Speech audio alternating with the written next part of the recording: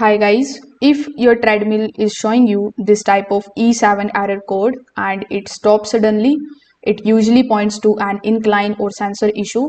So in this guide, you are going to learn what it actually means and how you can fix it step by step. Now on many treadmills, this E7 error code appears when the system cannot detect the correct incline position or feedback signal. So this often happens if the incline motor fails to respond or loses calibration. So the very first thing that you can try is you can turn off the treadmill, then unplug it for about 2 to 3 minutes, then plug it back in and hold the incline up and the stop buttons together for a few seconds. And this is going to force the treadmill to recalibrate incline levels automatically.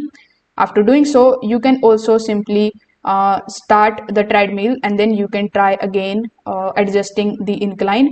If you don't hear the movement or the desk doesn't lift, the incline motor may be stuck or disconnected. So you can just simply listen for clicking sounds or no response at all. You can then unplug the treadmill and open the motor cover just like so. So you are going to see these types of components inside it. You just have to simply take a look at the wires. As you can see, these are some of the wires available. So you need to make sure that these wires are connected to the incline motor and the position sensor.